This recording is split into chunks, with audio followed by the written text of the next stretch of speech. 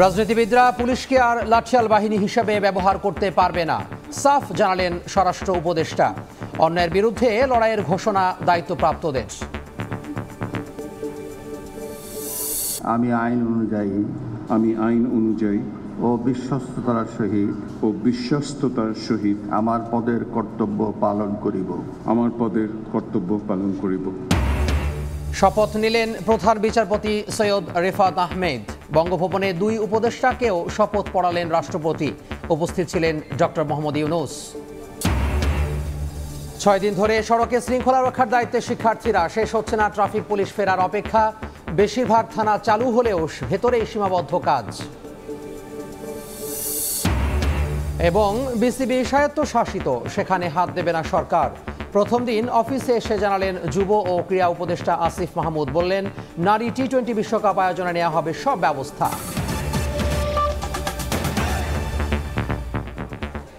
সময় সংবাদের সঙ্গে আছি আমি তোহা খান তামিম। পুলিশের সব দাবি মেনে নেওয়া হবে জানিয়ে স্বরাষ্ট্র উপদেষ্টা ব্রিগেডিয়ার জেনারেল অবসরপ্রাপ্ত এম শাখাওয়াত হোসেন বলেছেন, বৃহস্পতিবারের মধ্যে পুলিশ সদস্যরা কাজে না ফিরলে চাকরি করতে ইচ্ছুক নয় বলে ধরে নেওয়া হবে। রাজনীতিবিদরা পুলিশকে আর লাঠিয়াল বাহিনী হিসেবে ব্যবহার করতে পারবে না বলেও জানিয়েছেন তিনি। আন্দোলনে গণমাধ্যমের ভূমিকা নিয়েও প্রশ্ন তোলেন স্বরাষ্ট্র উপদেষ্টা।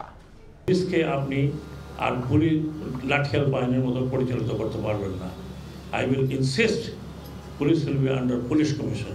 হুকুমদাতাদের আমাদের বের করতে হবে যে কারা পুলিশকে এইরকমভাবে ব্যবহার করেছে, উদ্দেশ্যটা কি।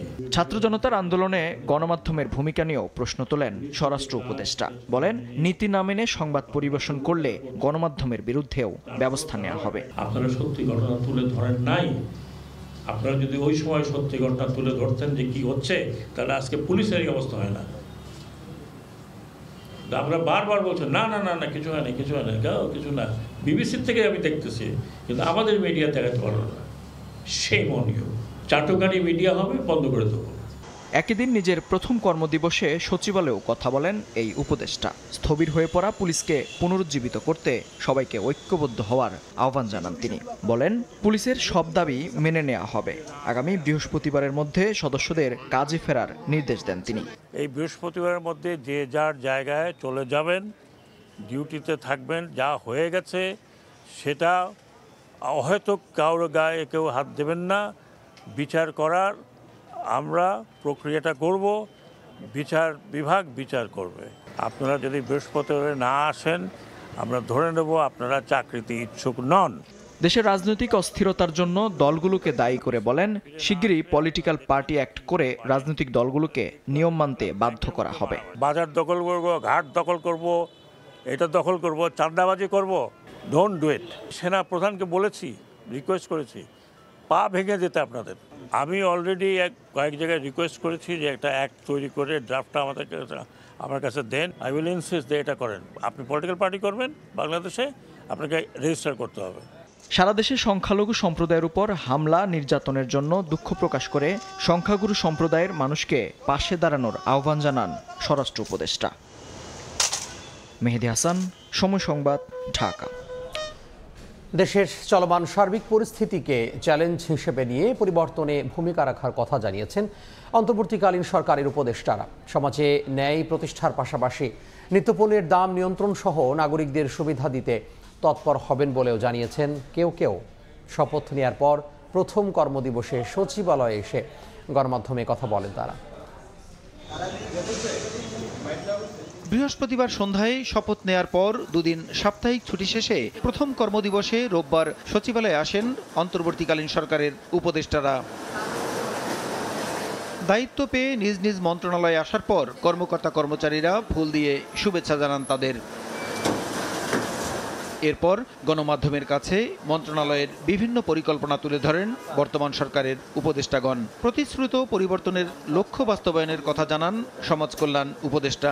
আর সমাজে ন্যায় প্রতিষ্ঠার কথা বলেন পরিবেশ ও বন উপদেষ্টা। আমি আগে পরিবেশ ন্যায় বিচার নিয়ে কাজ করেছি, এখনো পরিবেশ ন্যায় বিচার নিয়ে কাজ করব। প্রত্যাশা হচ্ছে যত তাড়াতাড়ি কাজটা শুরু করা যায়। সামগ্রিক প্রেক্ষাপটটা একটু স্থির হয়ে আসলে কাজটা শুরু করে দেব। ভাবলে সবকিছু কঠিন, ভাবলে সবকিছু সহজ, এর চাইতে বেশি কিছু বলা বোঝা যাবে না।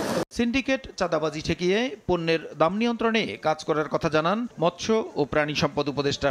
এদিকে এতদিন স্থানীয় সরকারের ভুল ধরিয়ে দিতে রিট করেছেন জানিয়ে স্থানীয় সরকার উপদেষ্টা বলেন এবার এ বিষয়ে সরাসরি ভূমিকা রাখবেন। শুনছি যে শুধু চাঁদাবাজির কারণে দাম বেড়ে যায়, এইসব বিশেষ খাদ্যের দাম বাড়তে দেওয়া যাবে না। জিআই পণ্য শুধু না, ইলিশ মাছটা একটা বিশেষ মাছ যেটা একমাত্র বাংলাদেশে, এটা রপ্তানির চাইতে বেশি আমাদের চেষ্টা করতে হবে দেশের মানুষ যেন ইলিশ মাছটা পায়, এবং সেটার দামটা অহেতুকভাবে বাড়ানো কোনো মতে যুক্তিসঙ্গত নয়। মিনিস্ট্রির ভুল ত্রুটি নিয়ে হাইকোর্টে রিট করতাম, তো সবগুলি ছিল থিওরিটিক্যাল আসপেক্টে।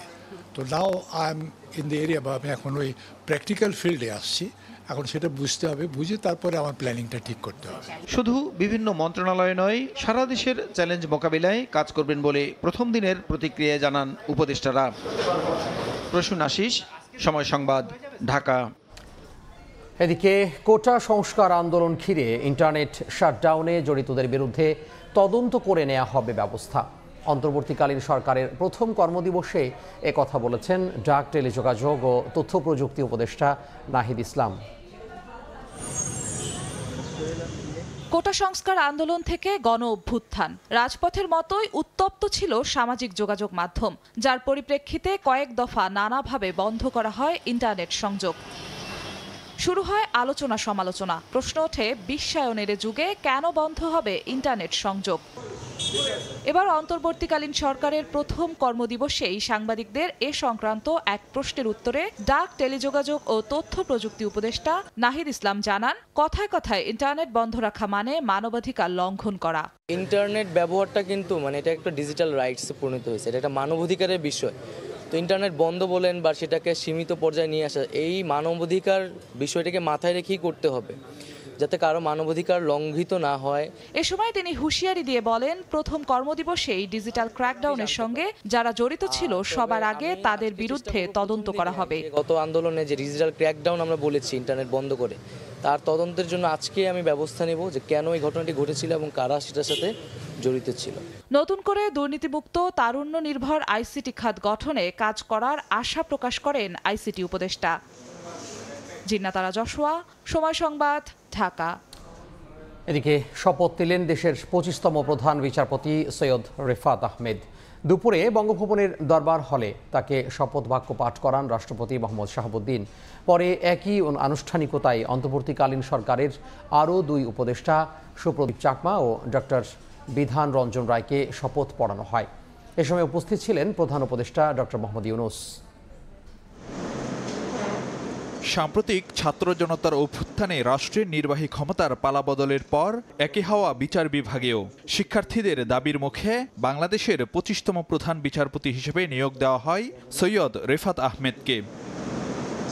রোববার বঙ্গভবনের দরবার হলে আয়োজন করা হয় প্রধান বিচারপতি ও অন্তর্বর্তীকালীন সরকারের 2 উপদেষ্টার শপথ অনুষ্ঠান। মন্ত্রিপরিষদ সচিবের পরিচালনায় এই আনুষ্ঠানিকতায় উপস্থিত ছিলেন অন্তর্বর্তীকালীন সরকারের প্রধান উপদেষ্টা ডক্টর মোহাম্মদ ইউনূস। বঙ্গভবনে হাজির হন বেশ কয়েকজন উপদেষ্টা, 3 বাহিনী প্রধান, অ্যাটর্নি জেনারেল সহ সামরিক বেসামরিক শীর্ষ কর্মকর্তারা। আমি সৈয়দ রেফাত আহমেদ বাংলাদেশের প্রধান বিচারপতি নিযুক্ত হইয়া রোববার বেলা 1:15টার দিকে বঙ্গভবনের দরবার হলে বাংলাদেশের 25তম প্রধান বিচারপতি সৈয়দ রেফাত আহমেদকে শপথ বাক্য পাঠ করান রাষ্ট্রপতি মোহাম্মদ শাহাবুদ্দিন। এরপর রাষ্ট্রপতির কাছে শপথ নেন অন্তর্বর্তীকালীন সরকারের আরও 2 উপদেষ্টা সুপ্রদীপ চাকমা ও ডাক্তার বিধান রঞ্জন রায়। এ নিয়ে শপথ নিলেন মোট 15 জন উপদেষ্টা। নিয়োগ পাওয়া আজম দেশের বাইরে থাকায় পরে শপথ নেবেন বলে জানা গেছে। এর আগে গত বৃহস্পতিবার রাতে শপথ নেন অন্তর্বর্তীকালীন সরকারের প্রধান উপদেষ্টা ডক্টর মোহাম্মদ ইউনূস ও 13 উপদেষ্টা। ফারুক ভিয়া, রবিন, সময় সংবাদ, ঢাকা। বিচার বিভাগে কোনো সিন্ডিকেট থাকবে না। আপিল বিভাগের মতো হাইকোর্টেও সংস্কার প্রয়োজন বলে মন্তব্য করেছেন নবনিযুক্ত অ্যাটর্নি জেনারেল মোহাম্মদ আসাদুজ্জামান। নবনিযুক্ত প্রধান বিচারপতিকে নিয়ে কোনো বিতর্ক নেই বলেও মন্তব্য করেন রাষ্ট্রের প্রধান আইন কর্মকর্তা। বলেন, দ্রুতই খুলবে সর্বোচ্চ আদালতের দরজা। গণজাগরণের মধ্য দিয়ে সরকার উচ্ছেদের পর ছাত্রদের দাবি রাষ্ট্র সংস্কারের, আর সেই দাবিকে সামনে রেখে বিচার বিভাগেও শুরু হয়েছে সংস্কার কার্যক্রম। সাবেক অ্যাটর্নি জেনারেল AM আমিনুদ্দিনের পদত্যাগের পর শনিবার প্রধান বিচারপতি সহ আপিল বিভাগের 6 বিচারপতিও পদত্যাগ করেন। পরে নতুন প্রধান বিচারপতি হিসেবে নিয়োগ পান বিচারপতি সৈয়দ রিফাত আহমেদ। রোববার করেন শপথ গ্রহণ। এমন পরিস্থিতিতে হাইকোর্টে নিজ কার্যালয়ে বিচার বিভাগের সংস্কার ও করণীয় সম্পর্কে কথা বলেন নবনিযুক্ত অ্যাটর্নি জেনারেল। বলেন, বিচার বিভাগে থাকবে না কোনো সিন্ডিকেট, আপিল বিভাগের মতো হাইকোর্টেও সংস্কার প্রয়োজন। সেই প্রক্রিয়ায় তো সেই কারণেই তো আজকে এই জনরোষ তৈরি হয়েছে কোর্টের উপরে, সেই কারণেই তো গোটা দেশের জনরোষ তৈরি হয়েছে। তাহলে কেন হাইকোর্ট বিভাগ কেনই হবে না? সব জায়গায় সংস্কার প্রয়োজন। এ সময় রাষ্ট্রের সর্বোচ্চ আইন কর্মকর্তা নবনিযুক্ত প্রধান বিচারপতির ভূয়সী প্রশংসা করে বলেন, তার বিরুদ্ধে নেই কোনো প্রকার বিতর্ক। আশা ব্যক্ত করেন, গণমানুষের প্রত্যাশা পূরণ করবে বিচার ব্যবস্থা। সৈয়দ রিফাত আহমেদ সম্পর্কে এই ধরনের কথা অনেকেই বলবেন যে ওনার সম্পর্কে কোনো নেগেটিভ আমরা বলতে পারবো না। সমস্ত অনিয়ম, অবিচার, অনাচারের বিরুদ্ধে জনগণ রুখে দাঁড়িয়েছে, জনগণ জাগ্রত হয়েছে। আশা করি এই দেশ, এই সরকার, এই বিচার বিভাগ বাংলাদেশের মানুষের সে আশা আলোর দ্বারা প্রভাবিত হয়ে বাংলাদেশে অধিকার প্রতিষ্ঠার জন্য সামনের দিকে এগিয়ে যাব। দ্রুতই সর্বোচ্চ আদালতের দরজা খুলবে বলেও জানান অ্যাটর্নি জেনারেল। এটা ওনার সবচেয়ে বড় শত্রু। আইনুল আহসান, সময় সংবাদ, ঢাকা। দেশকে সামনের দিকে এগিয়ে নিতে সবচেয়ে আস্থার জায়গা হওয়া উচিত বিচার বিভাগ, এমনটি মনে করেন বৈষম্য বিরোধী ছাত্র আন্দোলনের 2 সমন্বয়ক সার্জিস আলম ও হাসনাত আবদুল্লাহ। তারা বলেন, দলাদলি কিংবা রাজনৈতিক মতাদর্শের ভিত্তিতে নয়, আইনের ভিত্তিতে বিচার বিভাগ চলবে। দুপুরে বঙ্গভবনে প্রধান বিচারপতির শপথ গ্রহণের পর একথা বলেন সমন্বয়করা। আমরা বিশ্বাস করি তিনি পুরো বাংলাদেশের মানুষের এই আস্থার প্রতিদানটি দিবেন এবং পুরো বাংলাদেশে এই বিচার ব্যবস্থাটি আর কোনো রাজনৈতিক আদর্শের ভিত্তিতে নয়, আর কোনো দলাদলির ভিত্তিতে নয়, কিংবা আর কোনো মতাদর্শের ভিত্তিতে নয়, বরং যেটি সত্য, যেটি ন্যায়সঙ্গত এবং যেটি আইনগতভাবে ঠিক, সেটির ভিত্তিতে বাংলাদেশের বিচার ব্যবস্থা চলবে।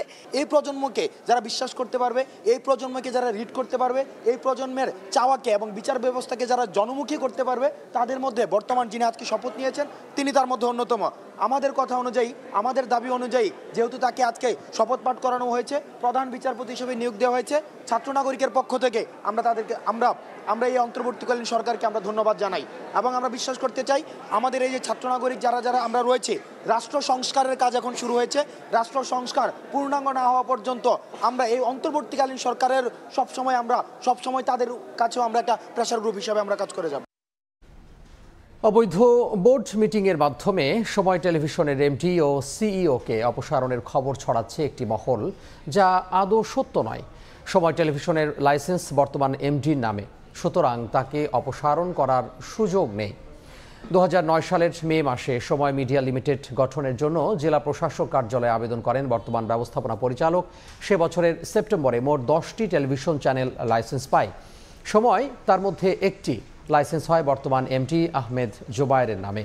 গঠিত হয় সময় মিডিয়া লিমিটেড নামে একটি কোম্পানি।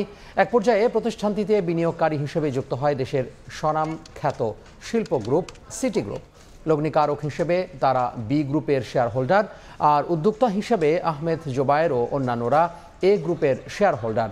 এ গ্রুপ ও বি গ্রুপের যৌথ স্বাক্ষরে সকল ব্যাংক হিসাব পরিচালিত হয়। কিন্তু বর্তমান প্রেক্ষাপটে MD-র উপস্থিতি এবং অবহিত করা ছাড়াই একটি বোর্ড মিটিং ডেকে আহমেদ জোবায়েরকে অপসারণের খবর ছড়িয়ে দেওয়া হয়, যেটিকে অবৈধ মনে করছে সময় মিডিয়া লিমিটেডের কর্তৃপক্ষ। বিষয়টি একজন উপদেষ্টার নজরে আনা হলে তিনি জানান, বর্তমান অন্তর্বর্তী সরকারের আমলে চর দখলের মতো কোনো জবরদস্তিমূলক কাজ করা যাবে না।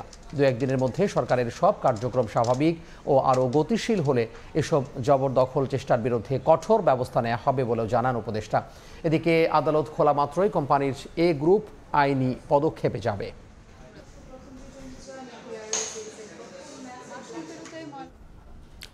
সময় সংবাদে আরও থাকছে। অধ্যক্ষ ও এক শিক্ষকের পদত্যাগ দাবিতে বিক্ষোভে উত্তাল ভিকারুন্নিসা নুন স্কুল অ্যান্ড কলেজ। ছাত্র আন্দোলনের সময় ক্যাম্পাসে আশ্রয় না দেওয়ার অভিযোগ।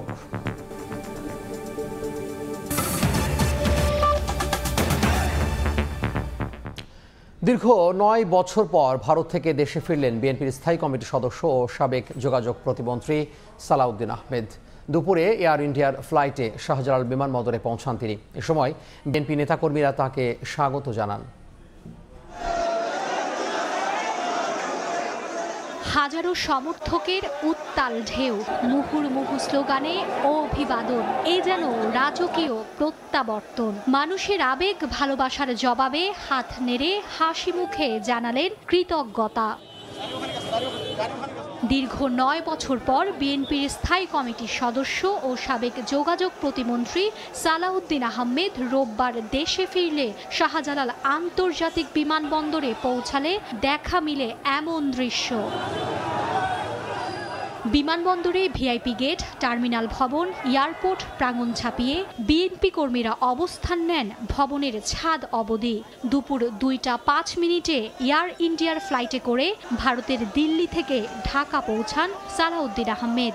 ফুল, পোস্টার, ব্যানার নিয়ে তাকে অভিবাদন জানান বিএনপির কেন্দ্রীয় ও তৃণমূল নেতারা। বিমানবন্দরে উপস্থিত ছিলেন সালাউদ্দিন আহমেদের পরিবারের সদস্যরাও। বহু বছর পর প্রিয়জনের দেখা পেয়ে আবেগ আপ্লুত হন তারা।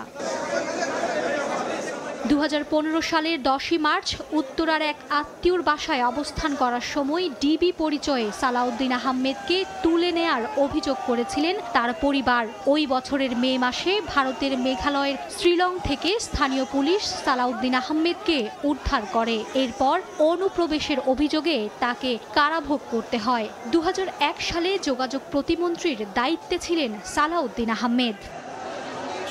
মার্জিয়া মুমু, সময় সংবাদ, ঢাকা। কে শোনে কার কথা? একদিকে যখন সড়কে অক্লান্ত পরিশ্রম করছেন শিক্ষার্থীরা, অন্যদিকে নগরীর গুটি কয়েক মানুষ নেমেছেন নিয়ম ভাঙার খেলায়। শিক্ষার্থীরা বলছেন আইন না জানায় এর একমাত্র কারণ। অন্যদিকে রাজধানীবাসীর প্রত্যাশা পুরানো সময় ভুলে কর্মস্থলে ফিরবে ট্রাফিক পুলিশ, কাজ করবে নীতি আর নৈতিকতার সঙ্গে। কখনো রোদ, কখনো বৃষ্টি, এমন প্রতিকূল পরিবেশে শিক্ষার্থীদের থাকার কথা ছিল শ্রেণীকক্ষে কিংবা নিজ বাড়িতে। তবে তার হলো কই? দেশের সংকটে ট্রাফিক ব্যবস্থাপনায় রাজধানীর মোড়ে মোড়ে অবস্থান তাদের। কর্মজীবী মানুষের ঠিক সময়ে অফিস পৌঁছানোর গুরুদায়িত্ব যে তাদের কাঁধেই। রোববার সকাল থেকেই যানজট নিরসনে রাজধানীর মোড়ে মোড়ে অবস্থান নেয় শিক্ষার্থীরা। সঙ্গে ছিল Bangladesh scouts, BNCC, red crescent সহ বিভিন্ন স্বেচ্ছাসেবী সংগঠনের সদস্যরাও। শিক্ষার্থীরা জানান, যানবাহন চালক থেকে শুরু করে পথচারী অনেকেই জানেন না ট্রাফিক আইন। ইন্ডিকেটরগুলো বা সিগন্যাল লাইটগুলো আপনারা ভুলে দিচ্ছেন, মানে যেদিকে যাওয়ার কথা ওগুলো দিচ্ছেন না। চেক করা তো বিরক্ত হচ্ছে, এখানে তারা মানতে চাচ্ছে না আমাদের কোনোভাবে।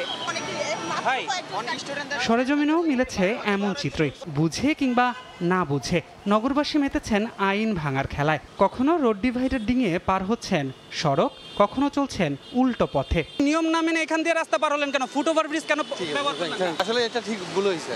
নিয়ম কেন মানলেন না? সরি। ভুল তো সব সময় হয়, এখন শিক্ষার্থীদের উপর একটু সম্মান দেওয়া যেত না? অবশ্যই আর হবে না ভুল। এই দিক দিয়ে রাস্তা পার হলেন কেন? সরি ভাই, তো আমি মার্কেটে যাবো তো ইমার্জেন্সি। শিক্ষার্থীরা এত পরিশ্রম করছে, নিচে দিয়ে পার হলেন কেন? বলে যান। সাবধান করে দিয়েছেন, আমরা মালিক আজকে বলবো যে না, আমরা কাগজ ছাড়া গাড়ি চালাতে পারবো না। তবে পরিস্থিতি স্বাভাবিক হওয়ায় ট্রাফিক পুলিশকে আবারও কর্মস্থলে ফেরার আমন্ত্রণ জানিয়ে নগরবাসী বলছেন, ফেরার পর পুলিশকে হতে হবে শিক্ষার্থীদের মতোই নীতিবান। পুলিশ বা বিজিবি যেই আসুক না কেন, তারা যেন এটা সুন্দরভাবে মেনটেন করে। ট্রাফিক পুলিশকে তো অবশ্যই ফিরে আসতে হবে। আমরা আর কতদিন এইভাবে রাস্তায় থাকবো? যা কিছু হয়েছে এটা ভুলে গিয়ে আমি মনে করি যে ওখানে ট্রাফিক পুলিশ আসাটা প্রয়োজন। যে ঘুষ খাইতো ট্রাফিক পুলিশ এই কয়দিন আইলে ঠিক হইব, আবার কয়দিন পর আবার একই পথ দিব। ছাত্ররা যেভাবে চালাচ্ছে ট্রাফিক পুলিশের ঠিক সেইভাবে চালানো উচিত। সুন্দর দেশ গড়তে আইন শৃঙ্খলা রক্ষা বাহিনীকে দুর্নীতির বিরুদ্ধে রুখে দাঁড়াতে হবে বলেও জানান রাজধানীবাসী। ধ্রুব ব্যানার্জি, সময় সংবাদ, ঢাকা। সড়কে ট্রাফিক ব্যবস্থা নিয়ন্ত্রণে রাজধানীর মতো দেশের বিভিন্ন জেলায়ও সরব শিক্ষার্থীরা। তারা বলছেন, ট্রাফিক পুলিশের সদস্যরা কাজে না ফেরা পর্যন্ত সড়কে থাকবেন তারা। পড়ে যাওয়া থানা ও রাস্তাঘাট পরিষ্কারের পাশাপাশি সৌন্দর্য বর্ধনে দেয়াল লিখনের কাজও করছেন শিক্ষার্থীরা। নতুন উদ্যমে, নতুন লক্ষ্যে একটু একটু করে ঘুরে দাঁড়াচ্ছে দেশ। ছাত্র জনতার স্বপ্নের দেশ গড়তে সব মহলই গাইছে সাম্যের গান। খুলনার অলিগলির দেয়াল হয়ে উঠেছে প্রতিবাদের অগ্নিশিখা। শিক্ষার্থীদের রং তুলিতে প্রতিবাদের ভাষায় রঙিন হয়ে উঠেছে দেয়ালগুলো। শিক্ষার্থীরা জানান শান্তির বার্তা ছড়িয়ে দিতে সীমানা প্রাচীরে অঙ্কন করেন তারা। আমাদের বার্তা একটাই, আমাদের বার্তা হচ্ছে যে কোনোভাবে কোনো অন্যায়কে সহ্য করা যাবে না। ভবিষ্যতের প্রজন্ম আমাদের দেখে ইন্সপিরেশন পায় কি আমাদের ইউনিটি কত পাওয়ারফুল, আর আমাদের ইউনিটির সাথে আমরাই সরকারের বিকল্প হয়ে দাঁড়াতে পারি। ষষ্ঠ দিনের মতো সিলেট নগরীতে নেই কোনো পুলিশ সদস্য, কিন্তু তাতে কি সড়কে ঠিকই রয়েছে শৃঙ্খলা। প্রতিদিনের মতো রোববার পুলিশহীন সড়কে ট্রাফিক সামলানোর দায়িত্ব পালন করেন স্কাউটস, বিএনসিসি সদস্য ও শিক্ষার্থীরা। বাঁশি হাতে যানজট নিয়ন্ত্রণে সকাল থেকেই সড়কে ট্রাফিকের দায়িত্ব পালন করেন তারা। ছাত্ররা বলেন, পুলিশ সদস্য কাজে যোগদান না করা পর্যন্ত চলবে কার্যক্রম। আমরা স্টুডেন্টরা দেশ স্বাধীন করছি এবং জনগণ আমাদের সাহায্য করেছে। বর্তমানে এই যে পুলিশের যে সংকট রয়েছে বাংলাদেশে, এই সংকটে আমি কাজ করতে পেরে অনেক গর্বিত। মুন্সিগঞ্জেও বৈষম্য বিরোধী ছাত্র আন্দোলনের পক্ষে শহরে পরিচ্ছন্নতা, দেয়াল লিখন এবং ট্রাফিক নিয়ন্ত্রণ করেন শিক্ষার্থীরা। এছাড়া বিভিন্ন শিক্ষা প্রতিষ্ঠানেও স্মরণ করা হয় গণ আন্দোলনের বীর শহীদদের। এছাড়াও পুলিশের থানা সংস্কারের কাজেও বদ্ধপরিকর ছাত্রছাত্রীরা। পুড়ে যাওয়া থানাকে নতুন রূপ দিতে নিজ হাতেই পরিষ্কার পরিচ্ছন্ন করেন তারা। সারা দেশের মতো চাঁদপুর শহরেও সড়কে যানজট ও শৃঙ্খলা ফেরাতে কাজ করে শিক্ষার্থীরা। তাদের মহতি কাজে স্বাগত জানান সাধারণ মানুষ। যেভাবে আমাদের আবু সাইদ ভাই, মুগ্ধ ভাই রক্ত দিয়ে রক্ষা করেছে, ভাইরা যদি রক্ত দিতে পারে আমরা আশা রাখি একটু ঘাম দিলে রাষ্ট্রের জন্য খুব আহামরি আমাদের ক্ষতি হয়ে যাবে। শিক্ষার্থীদের কাছ থেকে অনুপ্রাণিত হয়ে ময়মনসিংহে সড়কে পরিচ্ছন্নতা কার্যক্রম চালান জাতীয়তাবাদী মহিলা দলের সদস্যরা। নগরীর রামবাবু রোড এলাকায় সড়কে জমে থাকা ময়লা পরিষ্কার করেন তারা। জবাবদিহিমূলক সরকার আসলে এই দেশের উত্তরোত্তর উন্নতি হবে এবং স্বাধীনতা, সার্বভৌমত্ব, গণতন্ত্র টিকিয়ে থাকবে। বৈষম্য বিরোধী শিক্ষার্থীদের রং তুলিতে বর্ণিলতায় সাজে খাগড়াছড়ি। ট্রাফিক ব্যবস্থাপনা, শহর পরিষ্কার পরিচ্ছন্নতার পর এবার শিক্ষার্থীদের হাতের ছোঁয়ায় সেজে উঠে পাহাড়ি এ শহর। তুলির আঁচড়ের ফুটিয়ে তোলা হয় বৈষম্য, স্বৈরাচার বিরোধী, গঠনতন্ত্র পুনর্গঠন ও সাম্প্রদায়িক বাংলাদেশ নির্মাণে লাখো বীরের প্রতি সম্মান প্রদর্শন করে এক একটি তুলির আঁচড়ে ফুটে ওঠে তাদের প্রতিচ্ছবি। আমাদের দেশ যেহেতু দ্বিতীয়বারের মতো নতুনভাবে স্বাধীন হয়েছে, তো আমরা স্টুডেন্টরা সবাই মিলে দেশকে নতুনভাবে সাজাতে এসেছি। পাহাড়ে শান্তি, সম্প্রীতি ও সৌহার্দ্যপূর্ণ পরিবেশ বজায় রাখার লক্ষ্যে বান্দরবানে শান্তি র্যালি করে বৈষম্য বিরোধী ছাত্র সংগঠন। এ সময় ছাত্ররা দুর্নীতিমুক্ত নতুন বাংলাদেশ গড়ার প্রত্যয় ও সচেতনতামূলক বিভিন্ন স্লোগান সম্বলিত প্ল্যাকার্ড গ্রহণ করে। লাবিব হাসান, সময় সংবাদ। মেট্রোপলিটন সহ সারা দেশে 538 থানা কার্যক্রম শুরু হয়েছে। নথিভুক্ত হচ্ছে সাধারণ ডায়েরি ও মামলা। ধীরে ধীরে ফিরছে কর্মচাঞ্চল্য। দ্রুতই সব থানা পূর্ণাঙ্গ রূপে চালু হয়ে দেশের আইন শৃঙ্খলা ব্যবস্থা সচল হবে, এমন প্রত্যাশা সাধারণ মানুষের।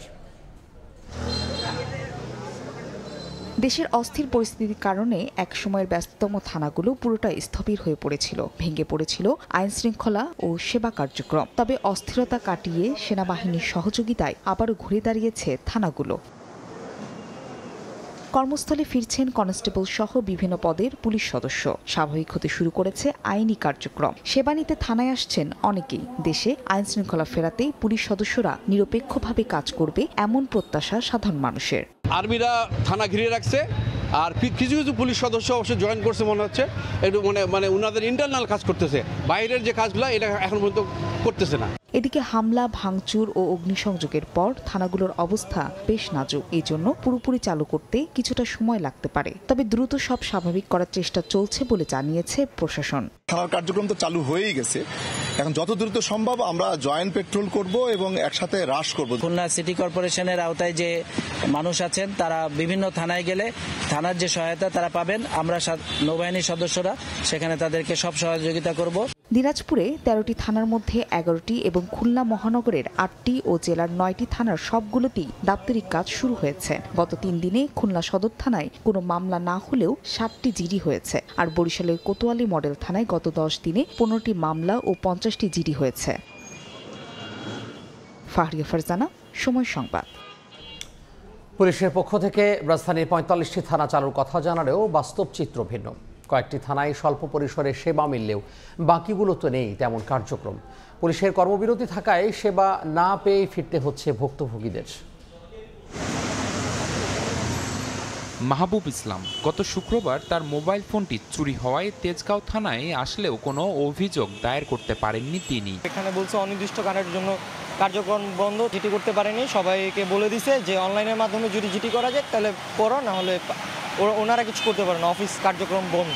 এমন অবস্থা রাজধানীর বেশিরভাগ থানার সেবা প্রত্যাশীদের। তথ্য অনুযায়ী ঢাকা মহানগরে ৪৫টি থানায় সীমিত পরিসরে শুরু হয়েছে কাজ। তবে বেশ কয়েকটি থানায় গিয়ে দেখা গেছে পুলিশ সদস্যরা রয়েছেন সাদা পোশাকে।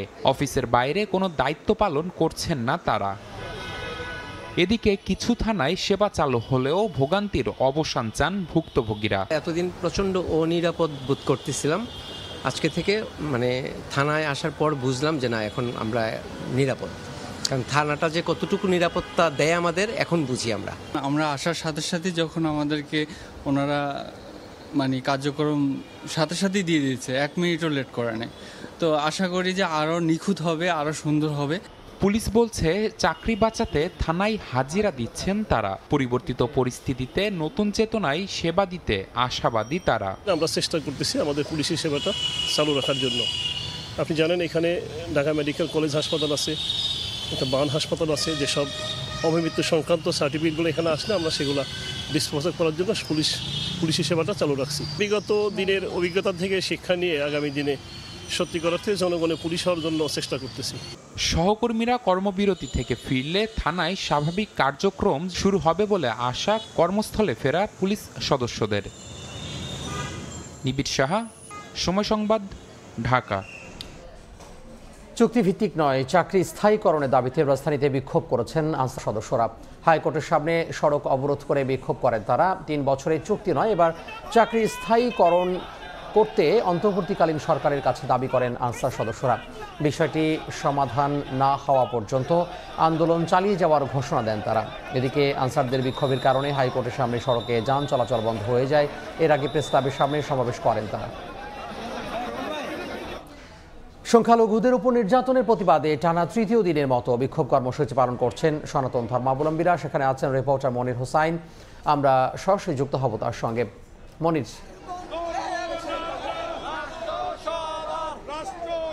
সারা দেশে হিন্দু সম্প্রদায় এবং সনাতন ধর্মাবলম্বী অর্থাৎ সংখ্যালঘুদের উপর নির্যাতন, তাদের মন্দিরে হামলা, বাড়িঘর হামলা সহ এসব প্রতিবাদে যেই চলমান কর্মসূচি আসলে চলছে গত 2 দিন ধরে, আজকে টানা 3য় দিনের মধ্যে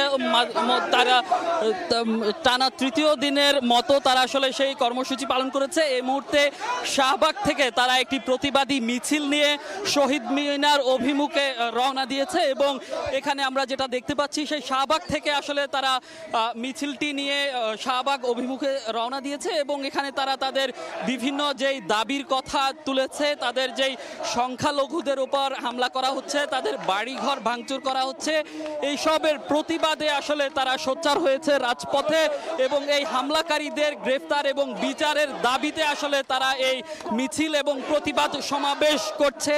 গত 2 দিন ধরে আমরা দেখেছি তারা শাহবাগ অবরোধ করে রেখেছিল। আজকে বিকাল 3টা থেকে তারা জাতীয় জাদুঘরের সামনে অবস্থান নেয় এবং সেখান থেকে কিছুক্ষণ আগেই তারা ঘোষণা করেছে তারা একটি মিছিল নিয়ে শহীদ মিনার যাবে এবং সেই শহীদ মিনার অভিমুখে এখন তাদের মিছিল চলতেছে এবং বিভিন্ন যে স্লোগান তাদের সেই স্লোগান দিচ্ছেন এবং দেশব্যাপী যেই হিন্দু সম্প্রদায়ের উপর তাদের যে অভিযোগ, তারা অভিযোগ করছে যে অর্থাৎ গত 5 আগস্ট শেখ হাসিনা সরকারের পতনের পর তাদের বিভিন্ন মহলে বিভিন্ন জায়গায় তাদের যে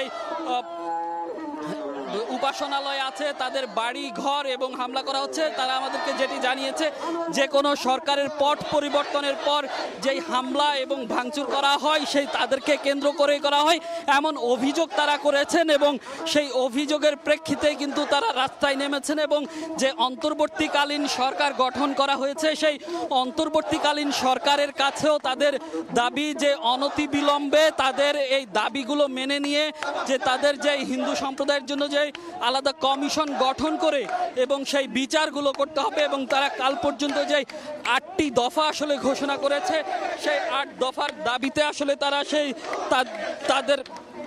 তাদের আন্দোলন চালিয়ে যাচ্ছে এবং আজকে যে আন্দোলন চলছে কিছুক্ষণ পরে শহীদ মিনার পৌঁছে শহীদ মিনার থেকে আসলে তারা তাদের পরবর্তী কর্মসূচি ঘোষণা করবে। তো হিন্দু সম্প্রদায়ের যে আন্দোলন চলছে সেই আন্দোলন কেন্দ্রীয় শহীদ মিনার থেকে আমার কাছে এই ছিল সবশেষ। আমরা সরাসরি যুক্ত হয়েছিলাম ঢাকা বিশ্ববিদ্যালয় এলাকা থেকে। বাংলাদেশ সাম্প্রদায়িক সম্প্রীতির দেশ, সব ক্ষেত্রে সাম্য প্রতিষ্ঠায় প্রয়োজনে সংবিধান পরিবর্তনের আহ্বান জানিয়েছে জাতীয় ওলামা মাশায়েখ আইম্মা পরিষদ। সকালে ঢাকা রিপোর্টার্স ইউনিটিতে কেমন বাংলাদেশ চায় শীর্ষক মতবিনিময় সভায় এই আহ্বান জানান ওলামারা। বক্তারা বলেন, রাষ্ট্র কাঠামোর পরিবর্তনে প্রয়োজনে সংবিধান সংস্কারের দাবি তাদের। সভায় ইসলামী আন্দোলন বাংলাদেশের জ্যেষ্ঠ নায়েবে আমির সৈয়দ মোহাম্মদ ফয়জুল করিম বলেন, আদর্শ বাংলাদেশ গঠনে ইসলামী শাসনতন্ত্র চান ওলামারা।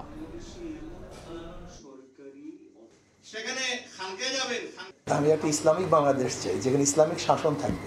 যদি এটা এখনই করা সম্ভব না হয়, তাহলে যে স্লোগানের ভিত্তিতে দেশটা স্বাধীন হয়েছে সেটা চাই। সাম্য, মানবিক মর্যাদা, সামাজিক ন্যায় বিচার, সবার অধিকার সমান, বাক শক্তির অধিকার সমান থাকবে, চাকরির অধিকার সমান থাকবে, বস্ত্রের অধিকার সমান থাকবে, শিক্ষার অধিকার সমান থাকবে, বাসস্থানের অধিকার সমান থাকবে, চিকিৎসার অধিকার সমান থাকবে। এটা আমরা চাই। বর্তমান শিক্ষা কারিকুলাম মেধা ও নৈতিকতা ধ্বংসকারী উল্লেখ করে অবিলম্বে তা বাতিল আহ্বান জানিয়েছেন সচেতন অভিভাবক সমাজ। দাবি আদায় না হওয়া পর্যন্ত প্রত্যেক শিক্ষা প্রতিষ্ঠানের সামনে সমাবেশ করার ঘোষণা দিয়েছেন তারা। সকালে রাজধানী মতিঝিলে এনসিটিভির সামনে সচেতন অভিভাবক সমাজের ব্যানারে মানববন্ধন থেকে দাবি জানানো হয়। একই সঙ্গে কারিকুলাম প্রণয়নকারীদের বিচারের আওতায় আনার দাবিও জানান তারা। মানববন্ধনে অংশ নেয়া অভিভাবকদের সংখ্যা এই শিক্ষা কারিকুলাম চলমান থাকলে সমাজে বৈষম্য সৃষ্টি হবে।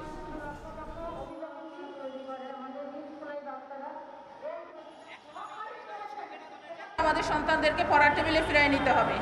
যেসব বই পুস্তক দেওয়া হয়েছে এগুলো আসলে পড়ার মতো বা শিখে কিছু অর্জন করার মতো সেই অবস্থা ছিল না। মধ্যবিত্ত গরিব মানুষের সন্তানদেরকে কামলা, মিস্ত্রি, কার্পেন্টার, বাবুর্চি এই কারিকুলামের মাধ্যমে বানিয়ে তারা মধ্যপ্রাচ্যে শ্রমিক তৈরি করবে। কারিকুলাম বাতিল হওয়ার আগ পর্যন্ত সমগ্র বাংলাদেশে শিক্ষক ও অভিভাবক বৃন্দ স্ব শিক্ষা প্রতিষ্ঠানের সামনে সমাবেশ করবেন।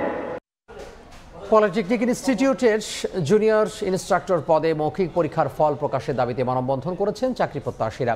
সকালে রাজধানী আগারগাঁওয়ে সরকারি কর্ম কমিশনের সামনে তারা অবস্থান নেন। বলেন, সরকারি বিভিন্ন পলিটেকনিক ইনস্টিটিউট, মনোটেকনিক এবং টেকনিক্যাল স্কুল ও কলেজ শিক্ষক সংকট চরমে। এরপরও একটি মহল ফল প্রকাশে বাধা দিচ্ছে। দাবি দ্রুত মানা না হলে অনশনের মতো কঠোর কর্মসূচির হুঁশিয়ারি দেন বিক্ষোভকারীরা।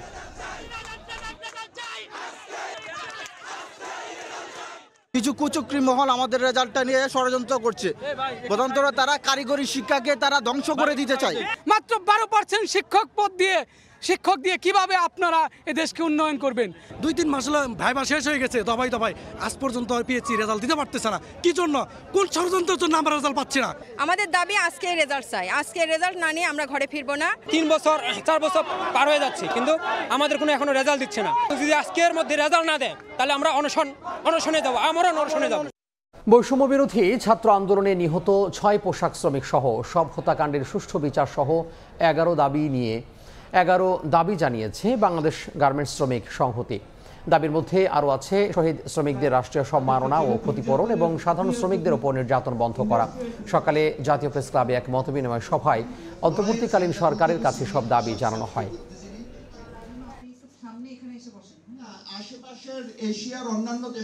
আমি ভাবিনি যে আমার ছেলেরা এইভাবে গুলিবিদ্ধ হয়ে মারা যাবে। আমি অনেক কষ্ট করে 2টা ছেলেরা মানুষ করছি। আমি চাই যে আমার ছেলের হত্যাকারীর বিচার। সরকার নিজে লুটপাট করেছে এবং লুটপাটের সমস্ত তলানি সমস্ত জায়গায় ছড়ানোর চেষ্টা করেছে, যাতে করে কোনো শ্রমিক, কোনো ছাত্র তারা যাতে মাথা উঁচু করে না দাঁড়াতে পারে। যে গণ অভ্যুত্থান হয়েছে, এর মধ্যে আমরা যে অর্জন করেছি এটা কিন্তু নস্যাৎ করার একটা চিন্তাও আছে দেশে বিদেশে। রেমিটেন্স পাঠাতে আস্থা ফিরেছে প্রবাসী বাংলাদেশিদের। দেশের অর্থনীতির ভিত মজবুত করতে গুরুত্বপূর্ণ ভূমিকা রাখতে আগ্রহী তারা। একই সঙ্গে ভরসা রাখছেন নোবেলজয়ী প্রধান উপদেষ্টা ডক্টর মোহাম্মদ ইউনূসের প্রতি। ফ্রান্সের প্যারিস থেকে SM ইকবালের রিপোর্ট। গার্দো নর্থ ইউরোপের বিজনেস সেন্টার। প্রতিদিন প্রায় 7 লাখ মানুষের চাপ সামলানো এই অঞ্চলে আছে ছোট্ট এক বাংলাদেশ, যেখানে প্রতিটা দিন শুরু হয় অনেকটা কর্মব্যস্ত ঢাকার মতোই।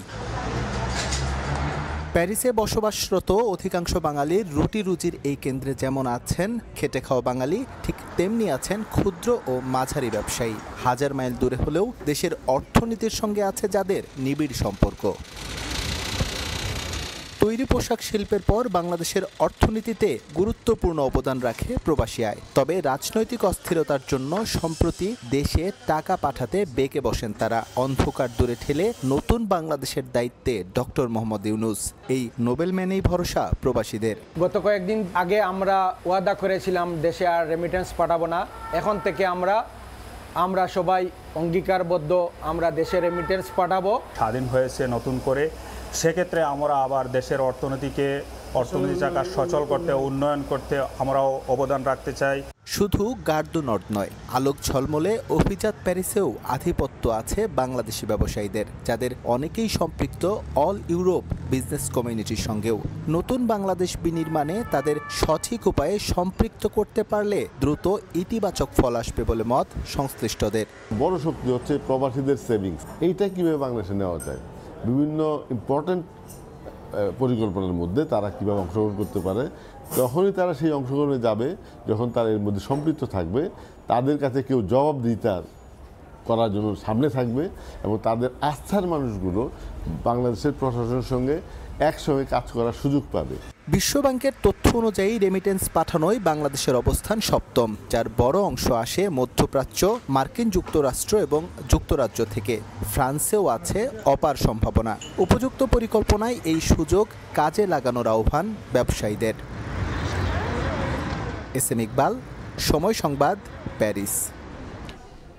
7 দিনের মধ্যে নিত্যপণ্যের দাম ক্রেতার নাগালের মধ্যে আনতে ব্যর্থ হলে বাণিজ্য মন্ত্রণালয়ের 13 সংস্থার প্রধানদের পদত্যাগের আহ্বান জানিয়েছে বৈষম্য বিরোধী ছাত্র আন্দোলন।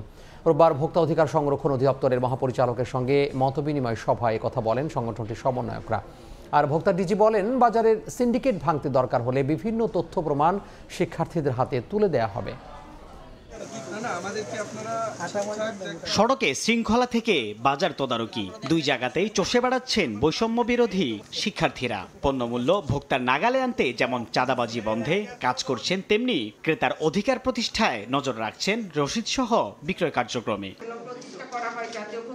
গত কয়েকদিন ধরে আলোচনায় থাকা এসব শিক্ষার্থীদের নিয়েই এবার বাজার সিন্ডিকেট ভাঙতে চায় জাতীয় ভোক্তা অধিকার সংরক্ষণ অধিদপ্তর। রোববার সকালে নিজ দপ্তরে শিক্ষার্থীদের সঙ্গে সভায় এমন বার্তা দিলেন সংস্থাটির মহাপরিচালক। ডায়াবেটিক স্ট্রিপ বলো, আমাদের এই নকল ভেজাল পণ্য, ফেক প্রোডাক্ট, শিশু খাদ্য নকল হচ্ছে, অনেক কথা বলেছি, অনেক ডকুমেন্ট আমার কাছে আছে, সেই ডকুমেন্টগুলো তোমাদের হাতে তুলে দেব। সভায় নিজেদের অবস্থান তুলে ধরেন বৈষম্য বিরোধী ছাত্র আন্দোলনের সমন্বয়ক বিন ইয়ামিন মোল্লা। পাশাপাশি 1 সপ্তাহের মধ্যে পণ্যমূল্য কমাতে ব্যর্থ হলে বাজার ব্যবস্থাপনায় দায়িত্বরতদের পদত্যাগের আহ্বান জানান তিনি। নিজেদেরকে শপথ করতে হবে যে এই নতুন বাংলাদেশে আমরা আর কোনো সিন্ডিকেট করব না, আমরা আর কোনো চাঁদাবাজি করব না, আমরা আর কোনো দখলবাজি করব না, আমরা অন্যায়ভাবে কারো মাথায় বাড়ি দিব না। নতুন পরিস্থিতিতে সরকারি কর্মকর্তাদের কেউ দুর্নীতিতে জড়িত হলে শাস্তির আওতায় আনার আহ্বান জানান শিক্ষার্থীরা। আর পণ্যের দাম স্বাভাবিক রাখতে সব ধরনের চেষ্টা চালানোর আশ্বাস দেন ভোক্তা ডিজি। সিন্ডিকেট যারা করতেছে তাদেরকে আমরা ধরতে চাই। আপনাদের কাছে বিশেষ রিকোয়েস্ট, আপনারা আমাদেরকে তাদের লিস্টটা দিবেন। আমাদের মুখে স্পট স্টেপ নাই, আমাদের পায়ে শেকল নাই, আমরা স্বাধীন, আমরা আমাদের দেশ এবং সমাজের অসঙ্গতি নিয়ে কথা বলি। কালো হাত, কিছু অদৃশ্য হাতের কথা বলেছি, তুমি দেখবা প্রচুর ডকুমেন্ট আছে অদৃশ্য হাত। এখন সেই অদৃশ্য হাতগুলো তো বেরিয়ে আসছে। আমরা কেন এমন কাজ করব যে আমাদের পালিয়ে বেড়াতে হবে? তদারকির কাজ করতে গিয়ে শিক্ষার্থীদের কেউ যাতে অনিয়মে না জড়ায় সেদিকেও খেয়াল রাখা হচ্ছে বলে জানান বৈষম্য বিরোধী আন্দোলনের সমন্বয়করা। সাইফুল ইসলাম, সময় সংবাদ, ঢাকা। পররাষ্ট্র মন্ত্রণালয়ে প্রথমবারের মতো গণমাধ্যমকে ব্রিফ করছেন পররাষ্ট্র বিষয়ক উপদেষ্টা তৌহিদ হোসেন। আমরা সরাসরি চলে যাচ্ছি সেখানে। অন্যরা আমাদের সাথে সম্পর্কের ক্ষেত্রে শুধু লাভবান হয়, আমাদের কোনো লাভ থাকবে না তাতে। তা আমরা একটা সুষম সম্পর্ক প্রতিষ্ঠা করাই লক্ষ্য। আমরা এই অন্তর্বর্তীকালীন সরকার শুধু একটু প্যারামিটার ঠিক করে দিয়ে যাওয়া আমাদের পক্ষে সম্ভব। এটা তারপরে তো অবশ্যই সাবসিকুয়েন্ট যে সরকারগুলো আসবে তারা সেটাকে পার্সু করবে, তারা সেটাকে পরিবর্তন করবে, তাতেও কোনো সমস্যা নেই। পাশাপাশি যেটা কথা সেটা হলো যে আমাদের কতগুলি বিষয় খুব গুরুত্বপূর্ণ। একটা হলো যে আমাদের যে আপনার বিপুল সংখ্যক যে এক্সপেক্টেড ওয়ার্কার আমাদের আছে যারা কাজ করছেন বিভিন্ন মিশনে। আমরা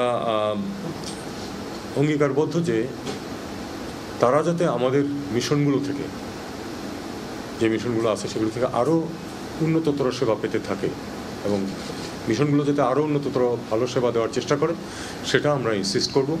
এবং আমার অভিজ্ঞতা থেকে আমি যেটুকু সম্পর্ক আছে, যেটুকু আমি সবাইকে চিনি, আমি চেষ্টা করবো তাদেরকে সে কাজে উদ্বুদ্ধ করতে।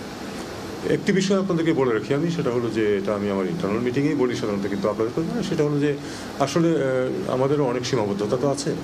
আমরা চাইলেই আমরা যেরকম সেবা দিতে চাই সেটা দিতে পারি না, কারণ আমাদের যে এক্সপেক্টেড কমিউনিটির আকারের তুলনায় আমাদের সেখানে যে মিশনে যে সংখ্যক অফিসার থাকেন তাদের পক্ষে আসলে কাঙ্ক্ষিত পর্যায়ের সেবা দেওয়া অনেক সময় সম্ভব হয় না।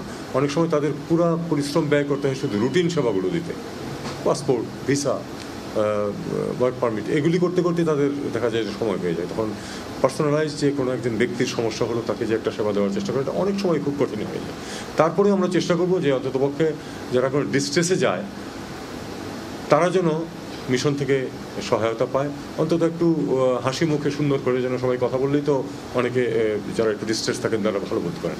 এই জিনিসগুলো আমরা ইনসিস্ট করবো। আমি আমার অফিসারদেরকেও বলেছি, আপনাদেরকে আমি এটা জানাচ্ছি।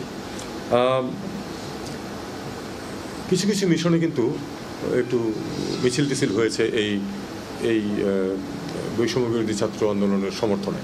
তার মধ্যে দুঃখজনকভাবে একটি মিশনে, একটি দেশে, ইউএইতে আমাদের বেশ কিছু কর্মীকে ইনফ্যাক্ট শুধু আটক না, বিচার করে জেলও দেওয়া হয়েছে। তো এই বিষয়টা আমরা গভীরভাবে দেখছি, যেন তারা কিছুতেই সাফার না করেন সেটা চেষ্টা করা হচ্ছে। আমি আশা করছি যে আজকে কালকের মধ্যেই চিফ অ্যাডভাইজার সাহেব সম্মতি দিয়েছেন যে উনি নিজে কথা বলবেন তাদের ঊর্ধ্বতন কর্তৃপক্ষের সাথে, যাতে করে তারা এই সহায়তাটা পেতে পারেন। অন্ততপক্ষে তাদেরকে যেন মুক্তি দেওয়া হয় কোনো ধরনের কোনো শাস্তি ছাড়া। তারপরে বাকিটুকু হয়তো আমরা তাদেরকে সহায়তা দেওয়ার চেষ্টা করলাম, কিন্তু মানে উনি নিজে সর্বোচ্চ পর্যায়ে কথা বলবেন, চেষ্টা করবেন যাতে তাদেরকে শাস্তির সম্মুখীন হতে না হয়। তারা হয়তো স্থানীয় আইনে হয়তো ব্যত্যয় ঘটিয়েছে, তারা যে কারণে আমরা সেই দেশকে কিন্তু দোষারোপ করতে পারি না। তাদের যে আইন আছে সেই অনুযায়ী তারা কাজ করেছে, কিন্তু মানুষের যে তাদের যে একটা সেন্টিমেন্ট, যে কারণে তারা এটার পক্ষে এসেছে, তখন হয়তো তারা ওই আইন কানুনও ভুলে গেছিল হয়তো অনেকটা। তো এই জন্য আমরা সর্বোচ্চ চেষ্টা করবো যেন তাদেরকে আমরা অন্ততপক্ষে মুক্ত করতে পারি। আর যেটা আমরা পাশাপাশি মনে করি যে কোনো ধরনের বৈষম্যমূলক আচরণ কারোর সাথেই আমরা করবো না বাইরে তাদেরকে, কারণ বৈষম্যের বিরুদ্ধেই পুরা ব্যাপারটা। তো আমরা চেষ্টা করবো যে দেশে যেমন বৈষম্য দূরীকরণের চেষ্টা করা হচ্ছে, বিদেশেও যেন বৈষম্য দূরীকরণ হয়। আমরা আরেকটা জিনিস যেটা চেষ্টা করবো, অবশ্যই আমি নিজে ব্যক্তিগতভাবে যিনি দায়িত্বে থাকুন তার সাথে দেখবো, সেটা হলো যে আমাদের যেন বেটার ডিল পায় যেন আমাদের শ্রমিকরা। এটা দেখা গেছে যে আমাদের শ্রমিকরা সবচেয়ে কম বেতনে চাকরি করে, পৃথিবীর সব রেকটিফাইড হতে হবে যাতে করে তাদের সুযোগ সুবিধা বাড়াতে পারে, তাদের বেতন ভাতা যাতে বাড়ে। এবং এই বেতন ভাতা যদি বাড়ে, তারা যদি একটু বেটার লিভিং পায়, তাহলে কিন্তু তারা এই যে বিভিন্ন ধরনের অভিযোগ আসে যে তারা অনিয়ম করে, সেগুলি থেকে কিন্তু তারা সরে আসবে। কাজে এটা থাকবে আমাদের একটা অন্যতম বিষয়। ব্যবসা বাণিজ্য এই মুহূর্তে একটু ক্ষতিগ্রস্ত হচ্ছে, আমরা জানি। অস্বীকার করার কোনো অর্থ নাই। সমস্যা স্বীকার করা হলো সমস্যা সমাধানের প্রথম পর্যায়ে। সমস্যা হচ্ছে, কিন্তু একজন অত্যন্ত যোগ্য ব্যক্তি কিন্তু অর্থনীতির দায়িত্ব পেয়েছেন, আপনারা চেনেন তারা সবাইকে, তারপরে সবাই চেনেন। তো সালাউদ্দিন সাহেব দায়িত্ব নিয়েছেন, উনি প্রচণ্ডভাবে লেগে পড়েছেন ইতিমধ্যেই। আশা করা যায় যে 1-2 মাসের মধ্যে উনি মোটামুটি স্ট্রিমলাইন করে ফেলতে পারবেন। অর্থনীতির সব সমস্যা তো উনি 1-2 মাসে কেন, হয়তো 1 বছরের সমাধান হবে না, সেটা অন্য কথা, কিন্তু লাইনটাতে উনি ঠিক মতো নিয়ে আসতে পারবেন। এবং তাকে আমরা পরিপূর্ণ সহযোগিতা পুরা সরকার থেকে, আমরা অন্যান্য অ্যাডভাইজাররাও তাকে দিয়ে যাচ্ছি। উনি ইতিমধ্যেই প্রচণ্ডভাবে কাজে লেগেছেন। ইনফ্যাক্ট আজকে যে মিটিং ছিল, ইনফর্মাল মিটিং, ক্যাবিনেট মিটিং যদিও, সেটাতে উনি অনেক দেরিতে আসছেন, কারণ উনি কাজ থেকে বেরোতে পারছিলেন, এরকম অবস্থা দাঁড়িয়েছে। আপনারা জানেন হয়তো যে গভর্নর বাংলাদেশ ব্যাংক পদত্যাগপত্র জমা দিয়েছেন। আমরা ইতিমধ্যে খোঁজা হচ্ছে একজন যথোপযুক্ত লোক, খুব মুশকিল হয়ে গেছে পাওয়া একজন যিনি কাজটা করতে পারবেন অথচ সব শর্ত পূরণ করেন, এরকম কঠিন হচ্ছে। বাট আমরা চেষ্টা করছি যে একজনকে। আমরা সরাসরি যুক্ত হয়েছিলাম পররাষ্ট্র মন্ত্রণালয় থেকে। Fuel Tech. It's all about stainless style. আসন্ন নারী টি-20 বিশ্বকাপ আয়োজনে সরকারের পক্ষ থেকে সব ব্যবস্থা নেওয়ার আশ্বাস দিয়েছেন যুব ও ক্রীড়া উপদেষ্টা আসিফ মাহমুদ সজীব ভুঁইয়া। বলেছেন, বাংলাদেশ ক্রিকেট বোর্ড স্বায়ত্তশাসিত প্রতিষ্ঠান, সেখানকার বিষয়ে মন্ত্রণালয় কোনো প্রকার হস্তক্ষেপ করতে পারবে না। যদিও পরিবর্তিত পরিস্থিতিতে সব কার্যক্রম যাতে স্বাভাবিকভাবে চলে সে ব্যবস্থা নেওয়া হবে, তবে তা অবশ্যই আইসিসির নিয়ম মেনে করা হবে বলেও জানিয়েছেন তিনি। রোববার প্রথম কর্মদিবসে হইচই সচিবালয়ে একে একে আসছেন অন্তর্বর্তীকালীন সরকারের উপদেষ্টারা। এর মাঝেই সরকারি গাড়ি থেকে নামলেন বৈষম্য বিরোধী ছাত্র আন্দোলনের অন্যতম সমন্বয়ক এবং বর্তমান সরকারের যুব ও ক্রীড়া উপদেষ্টা আসিফ মাহমুদ সজীব ভুঁইয়া। কিছুটা জড়সড় হয়েই লিফটে চড়েন নিজের কক্ষে যাওয়ার জন্য। নির্ধারিত কক্ষে গিয়ে দিনের পত্রিকা পড়ার পাশাপাশি ব্যক্তিগত সচিব এবং কর্মকর্তাদের থেকে জেনে নেন কর্মপন্থা। এরপর মন্ত্রণালয়ের সম্মেলন কক্ষে সাংবাদিকদের মুখোমুখি হন নতুন উপদেষ্টা। জানান, আইন শৃঙ্খলা পরিস্থিতি স্বাভাবিক করে নারী টি-20 বিশ্বকাপ আয়োজনে দ্রুতই সিদ্ধান্ত নেবে সরকার। সিকিউরিটি এনশিওর করার ব্যাপারে স্টেট লেভেল থেকে কিছু কাজ করার ব্যাপার আছে।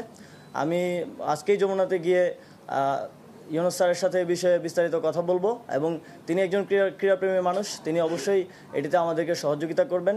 বাংলাদেশ ক্রিকেট বোর্ড এই মুহূর্তে অভিভাবকহীন। কাগজে কলমে প্রেসিডেন্ট নাজমুল হাসান পাপন থাকলেও তিনি কোথায় আছেন তা কেউ জানেন না। স্বাভাবিকভাবেই তাই তার অনুপস্থিতি প্রভাব ফেলছে দেশের সবচেয়ে জনপ্রিয় খেলাটিতে। বিষয়টি নিয়ে আলোচনা হলেও আইনের বাধ্যবাধকতায় সেখানে হস্তক্ষেপ করার মতো অবস্থান নেই বলে মনে করেন আসিফ মাহমুদ। বিসিবি যেহেতু একটা অটোনমাস ফেডারেশন আইসিসির অধীনে, তো এই বিষয়ে আমরা সিদ্ধান্ত নিতে পারবো না। আমরা সাজেস্ট করেছি যারা বিসিবির ডাইরেক্টরস আছেন তারা এই বিষয়ে লিগ্যালি কিভাবে আইসিসির লিগ্যাল ফ্রেমওয়ার্কের মধ্য থেকে কিভাবে এই বিষয়টি সমাধান করা যায় এবং অন্তর্বর্তীকালীন সময়ের জন্য কাউকে নিয়োগ করা যায় কিনা সে বিষয়ে তারা আমাদেরকে পরবর্তীতে রিপোর্ট করবেন। প্রথম কর্মদিবসে গুরুত্বপূর্ণ আরও কয়েকটি সিদ্ধান্ত নিয়েছেন ক্রীড়া উপদেষ্টা। এর মধ্যে অন্যতম, শেখ হাসিনা যুব উন্নয়ন ও ক্রীড়া ইনস্টিটিউটের নাম বদলে করা হবে বাংলাদেশ জাতীয় যুব উন্নয়ন ও ক্রীড়া ইনস্টিটিউট। এটার নাম পরিবর্তন করতে চাই। নিয়ন মুহাইমিন, সময় সংবাদ। সময় সংবাদের শীর্ষ সংবাদগুলো জানিয়ে দিব আরও একবার। রাজনীতিবিদরা পুলিশকে আর লাঠিয়াল বাহিনী হিসেবে ব্যবহার করতে পারবে না, সাফ জানালেন স্বরাষ্ট্র উপদেষ্টা। অন্যায়ের বিরুদ্ধে লড়াইয়ের ঘোষণা দায়িত্বপ্রাপ্তদের। আমি আইন অনুযায়ী ও বিশ্বস্ততার সহিত আমার পদের কর্তব্য পালন করিব। শপথ নিলেন প্রধান বিচারপতি সৈয়দ রেফাত আহমেদ। বঙ্গভবনে দুই উপদেষ্টাকেও শপথ পড়ালেন রাষ্ট্রপতি। উপস্থিত ছিলেন ডক্টর মোহাম্মদ ইউনুস। এই ছিল সময় সংবাদে। এরপর থাকছে বাংলা সময়। সঙ্গে থাকুন সময়ের।